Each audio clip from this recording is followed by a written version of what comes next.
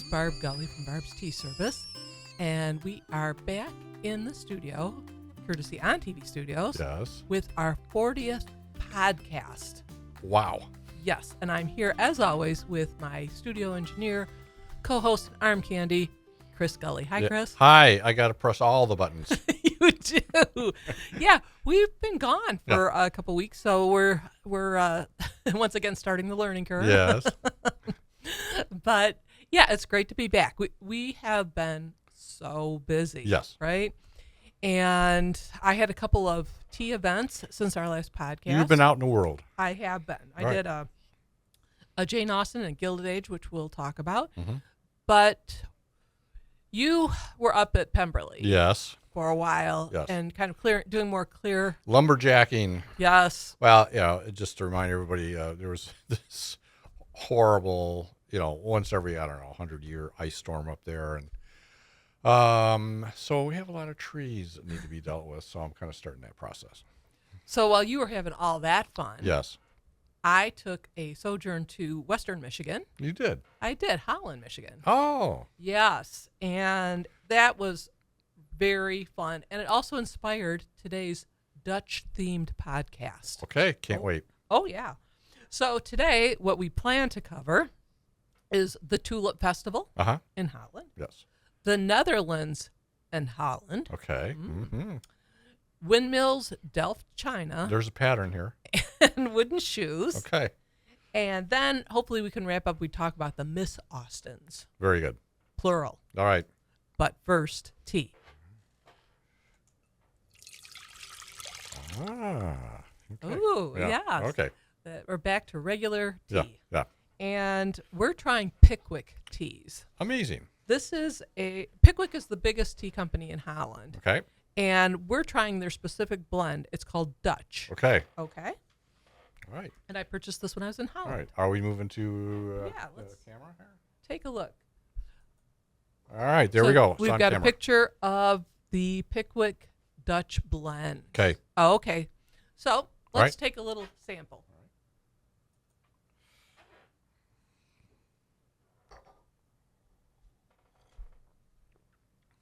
Oh, okay. That's it's a black tea, right? It is a black tea. Kind of standard issue, but it's not too heavy. Right. It's so the ingredients are just very basic. It's Yep. black tea Right. with orange peel. Okay. Yep.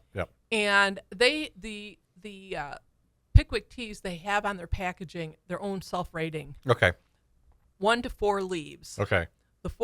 The higher you go, the more leaves you have, Okay. the more intense it is. Oh, okay. So this is a 2-leaf Okay. rating. Middle of the road. Middle of the road, Okay. right. And I kind of view this as, it's not really too assuming. No. I think this would get general wide appeal. Yes. Yeah. It's got kind of like an Earl Grey light. Yes. There you go. It's Okay. got a little hint of citrus there. Okay. So when I purchased this tea, Pickwick Teas, have you ever heard of that? I have not. Yes, I hadn't either, but I learned a little bit of their history. Okay. So it started back in about 1750 Okay. with this married couple. Mm-hmm. And I have to look at their names, Egbert, Douw, and Aachen. Okay. And they had a little kiosk in one of the cities in the Netherlands. Right. And they were selling tobacco, tea, Yep. and coffee. Well, okay. So this became very popular. Right. And they were one of the first to, the Dutch and along with Portuguese were the first to import tea from China Okay. to Europe. All right. But anyway, back to this company. Mm-hmm. So they're selling their teas. And then 200 years later, Okay. it's managed by a gentleman named Hessel. Okay. And Johannes Hessel, Mhm. and his wife was a big Dickens fan. Ah. Oh, interesting. Mhm, Okay. All right. mhm. So she came up with the name Pickwick. Right. And there you go. They changed it from Egbert to Pickwick Teas. All right. And I'm going to ask a question. Okay. Is there always a Jane Austen connection? There better be. Somewhat rhetorical, but if you are following along with your BTS bingo card, Okay. bingo. All right. There is a connection to Jane Austen. Mm-hmm. How is that? Well, Charles Dickens was a frequent visitor to the White Hart Inn in England. Mm-hmm. And the owner was a Mr. Pickwick. Ah, Mm-hmm. okay. And that's where he got the Oh, inspiration from the novel, the Pickwick Papers. Exactly. Okay. All right. But Jane Austen also mentions the same White Hart Inn in Persuasion. Okay. Wow. Okay. Mind blown. Well, yes. Very good. Okay. So another fun feature of this tea is that they have a mission to promote conversation. Okay. All right. And on every one of their tea bags, they have a conversation starter. Oh, nice. Okay. It is. It really is.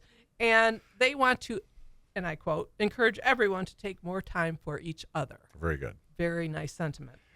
The only problem is you may need Google Translate. Okay. Because it's in Dutch. Oh, Dutch. Okay. It's in Dutch. Wow. So okay. maybe one of your conversation starters is, what does this mean? What does it all mean? What? Right. Getting deep. All right. Okay. So before we came to the studio, we randomly picked 2 different tea bags Yes. from the box. We did. And to have our own conversation starters. Very good. And yours, Chris, Okay. was wie weet jul alte upe te floren. Oh, I think Dutch to my ears is something that really needs to be overpronounced. I think you're right. Okay. So yours is your conversation starter is, who always knows how to cheer you up? Oh, that's easy. What? Red wine. Oh, wait. Okay, All right. fair enough. All right. Mine is, Yes. okay, and to follow your lead Yeah. or instructions, water, zu, genog, grog, in cursus, in willen volgen. Okay. Very good. Anybody who speaks Dutch native, we apologize. It's pretty evident I don't speak fluent Dutch. All but right. mine translates into, what course would you still like to take? Interesting. Okay. The one I'm on. There you Okay. go. So, okay, we talked about that the Dutch were, along with the Portuguese, were the first to import Right. tea Right. to Europe and other things as well. Mhm. East India Trading Company from England, they got in the race a little bit later, Right. but they caught up. Right. Okay. So I thought I would just talk a little bit about our trip to Holland, my recent trip to Holland, Michigan. Okay. All right. And I joined my sisters. Mm-hmm. This is my cousins, Kathy and Diane. Right. And we went to Holland for their annual Tulip Festival every May. It is kind of it is a big event. It is. I mean, there's tourists from, I'm sure, all over the Midwest, if not the world, descend. And I think I've heard it rivals, back the home country. I would think it does, having been there now Yeah. for the first time. But what we ended up doing was, because I did have a tea event midweek, we pushed our plans to the weekend. Uh-huh. Got closer, close to the weekend, it's going to get busier and right. a little more crazy. So we did plan B. Yes. We didn't go to downtown Holland, but we did go to a tulip farm in Holland, Michigan. Okay. All right.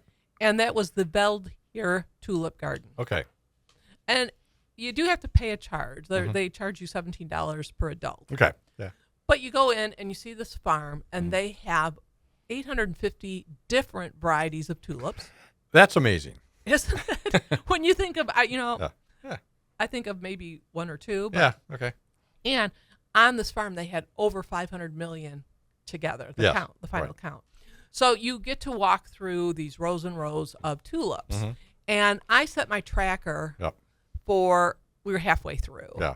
But it registered about a mile. Right. And we weren't even going through every single row. Right. Right. So here's how you could get your steps in and see a lot of flowers. see a lot of flowers. Exactly. All right. So, you know what? This farm also had Uh-oh. What? a gift shop. Oh, man. So that's where I bought my tea. Okay. And my cousins, they purchased those windmill cookies. Yes. Okay. Mm-hmm. And they sell Delft china and wooden shoes, which we're going to talk about. Mm-hmm. But first, I thought we'd talk a little bit about the Netherlands and Holland. Right. Because they're used synonymously. They are, yes. But there's a difference. Okay. Do you know what that difference is? Well, I'm guessing it's kind of like, you have England, Wales, Scotland, and then kind of the next step up is the United Kingdom. Mm-hmm. And then the next step up is Great Britain. And the next step after that is the Commonwealth or something like that. Right. So right. I'm guessing it's kind of on that order. It is. Yeah. Because all those countries will make up Great Britain. Right. When you're going through that scale. Right. And but it people will use that to say England. Yes. Yeah. Right. So this is what happened with Holland and Right. the Netherlands. So they have history that goes way back, but they were conquered by the French. Yep. Late 18th century. Napoleonic. Yes. Yep. And Napoleon, good family man. Yeah. He appoints his brother king. There's no good brother. He needs a job. Yeah. Why don't you be Get out of the house. Get out of my basement and rule Holland or the Netherlands or whatever the heck we're calling it. whatever you want to. Yeah. Just, right. Yeah. So his brother goes over there, and then it becomes a kingdom. Right. And there's all these different provinces. Right. But because Holland is really economically and culturally dominant, Right. it gets Yeah. the focus. Right. And people would start. It's got the juice. Yes. And they would start calling it Holland. Right. And to kind of alleviate that, at one point they divided Holland into north and south. Right. To be a little bit more on Right. pace, balance with the other provinces, but people still refer to it as Holland. Okay. Okay. All right. So Good. There's your history lesson. there's your history lesson. So now we know. Right. But we have actually been to the Netherlands. Yes. Well, Amsterdam. Yes. And so I would say Holland looks suspiciously like an airline terminal. And that's our limit Yes, of Amsterdam. We've been to that airport quite a few times. Yeah, we have. Yeah. It's a good hub, I suppose. At ungodly hours. Right. Okay. But I thought we'd now talk about some of the symbols of Holland Right. or the Netherlands. Things The that icons. things that are strongly associated with it, starting with the windmill. Yes. Okay. And according to About the Netherlands, the windmills are probably the most recognizable symbol Right. of Holland. Right. And with good reason. Mm-hmm. They have history. They go way back to the 13th century. Centuries, yes. And there's still today over 1,000 historic windmills that still exist there. Right. So, yeah. And they were used for a lot of different reasons. Mm-hmm. They were used for grinding grains, pumping water, and even communication. Amazing. Yeah. All right. Yeah. So, but I think some of the more humorous references of these windmills show up in Dutch proverbs. Okay. All right. So I'm going to give you a few examples. Oh, great. All right. All right. All right. Not every miller is a thief. That's okay. Well, that's kind of foreboding. It tells you like, All right. well, then are there quite a few that are? Yeah. Okay. A windmill does not work without wind. The Dutch are masters of the obvious. And then this is my personal favorite. All right. Een klap van de mooien gurkeben hebben. Wow. And that translates to be hit by a windmill. Okay. And that's generally used to describe somebody who's not too clever. A pejorative. Yes. Okay. So it's Dutch speak for not the sharpest knife in the drawer. Okay. Or a windmill. Whatever. Right, wherever your knife All right. is, Okay. dull or otherwise. Yep. Okay, so that's one. Mm-hmm. One of the others is Delft, China. Yes.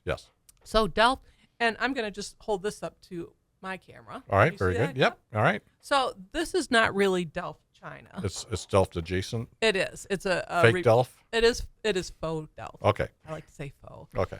And it has the kind of blue and white transferware Right. that they were famous for. So I have a lot of faux. I don't have any real Delft. Okay. But that must be addressed. maybe. All right. So they're again strongly associated with Holland. Right. A little bit newer on the scene than windmills. Came out about 1600. Okay. Okay. Yeah. Mhm. Because as we were talking about the Dutch importing Right. The whole tea. trade thing. Yep. Exactly. Big in trade. They're not only bringing back tea from China, but also they're China. Right. And this is really exquisite China. Yep. And it's expensive. Highly sought after, a lot of demand. Exactly. And kind of a very much because of the trade slowness at the time, probably very limited supply quantity. Exactly. Yeah. Exactly. So the Dutch decide they're going to try and reproduce it Right. with the clay that they have Right. in their native land. Only thing, it doesn't have this substance called kaolin. Okay. Kaolin. Okay. Interesting. All right. Yes. So it's not as good. Okay. It doesn't hold up as much, but they can mass produce it, Right. and everybody can have it in their home. Right. But then that changes in the mid 18th century. Okay. Because guess what? What? In Cornwall, England, clay there, it's discovered, and it has this that substance. Yep. kaolin in it. Okay. So the English take over. Oh, man. Yes, right. And one of the first on board is Josiah Wedgwood. Oh, where have we heard him before? Bingo. Yes. One of my favorites is Wedgwood. Okay. And he set up a factory in 1759 and pretty much took over the Delft market because it was better quality, and they it lasted longer. Right. And if you want to go back to all right. To camera 3. All right, we're there. And I'm going to point out this. That is Wedgwood. Okay. That's a Jasperware. Okay. I purchased this at the airport in Amsterdam. Okay. Yeah. You had no idea you were like touching on all the boxes in history, did you? Exactly. With one gift shop purchase. Right. Well, and I think this was the first time we were there. Yeah. So this was about over 20 years ago when we were in Amsterdam airport. So that has on it a windmill. Amazing. Yes. Who knew? I know. And also, I'll just turn it over real quick. Sure. Yep. Oh, it's got is that in euros? It is. Still has the price. All right. How about that? Okay. So take that up to Antiques Roadshow. I should. Right. Okay. All right. So then the last symbol of Holland that I want to bring up is the wooden shoe. Okay. The wooden shoe, yes. All right. So these are, again, something that you think of, and there's a lot of folks in Holland who have worn them. They date back as far back as the windmills. Okay. During an archaeological dig Right. in Amsterdam, they found an intact pair of wooden shoes. Wow. From 1730. Okay. I mean 1230. 1230. Okay. Yes, Oh, that's going back a bit. It is, and they kind of look uncomfortable, but people will refute that. Yeah. Because they're custom made. Okay. To your shoe to size. your foot. Okay. To your foot. Yes. Thank you. And they help with posture protection. Okay. Yep. They help with shock absorption. Nice. Okay. And also they protect against the elements. Right. So if you're out in the rain, your feet aren't going to get wet. Amazing. Yes. But as far as my personal wooden shoe collection, it's all miniature. Okay. And again, if you want to cut back to camera 3, can you see those little wooden shoes? Those are adorbs.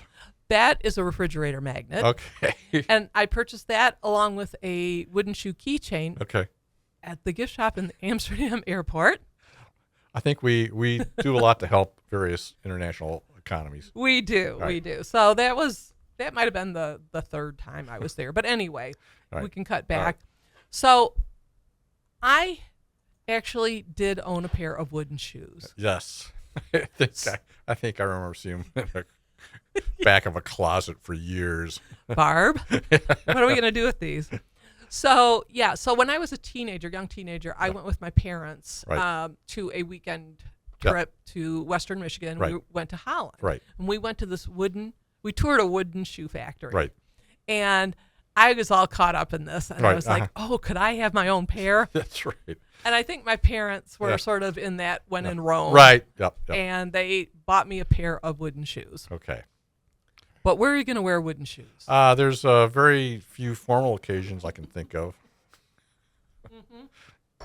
You're right. So some people use it to garden. Okay. I kind of always had in the back of my mind maybe a Halloween costume. Okay. But as you mentioned, they really never left my closet. So eventually we did give them away. All right. And that's why today, if I have wooden shoes in my collection, they're the miniature size. Okay. It's a good plan. It is a good plan. All right. So I see we're still in we got 10-ish minutes. Okay. So I wanted to talk about some of the recent teas that I've done. So I did a Jane Austen tea. You've been busy. Oh my gosh, I really have been. Yeah. And the Jane Austen tea was out in Bloomfield at the library out there. Right. But it was for what I call my honors class. Yes. This is the Michigan chapter of the Jane Austen Society of North America. Okay. That could be a tough crowd. Oh my! I mean, they know. Yeah. They're like 10 Yeah. 10 seconds ahead of everything. But it was really fun to share some of my adventures that, you know, staying at Jane's house. Yep. You know, not a lot of people get to do that. Yep. And also, everyone there, I was with my tribe. Yes. Because we're all excited about, as we've mentioned many times, this is the 250th anniversary of Jane Austen's birth. Yes. Big celebrations. Yep. But also, that day, May 4th, Uh-huh. not a Star Wars day for yeah, me. Yeah, right. But it was the premiere of Miss Austen on PBS's Masterpiece. Oh, yes. We have been watching that, haven't we? We have been. Yeah. And this weekend, Yep. take note, Chris. Okay, I am. Here I am. This Sunday is the final it's the grand finale because they're doing 2 episodes Okay. back to All right. back. Okay. Oh my gosh. I All can't right. wait. And Very good. yes, but before we leave Jane Austen and Cassandra, I just want to mention that there was a recent article in the Wall Street Journal, Mm-hmm. and the title was "Walking Tour Worthy of a Jane Austen Novel." Okay. Okay, so this author and her husband took an 8-day walk Oh. from Oxford Oh. to Bath. Okay. That's literally a hike. You're right, and they averaged about 14 miles a day. Okay. And then they would go through kind of the areas where Jane would have trekked and ended Right. up in Bath, Right. as we did. And she talks about how they ran into a lot of, weeds Yes. and bugs Yeah. and just the toll of walking Sure. that. But it did bring to mind Yes. when we were in England in 2023, Right. we were in Bath, and we drove up to Castleton. Oh yeah. So we had a little taste of strolling the bucolic English countryside. We did. with all the sheep and the creeks and the little fence things you got to step over. Fence, that was another. There's a word for that which escapes me, but there's a term.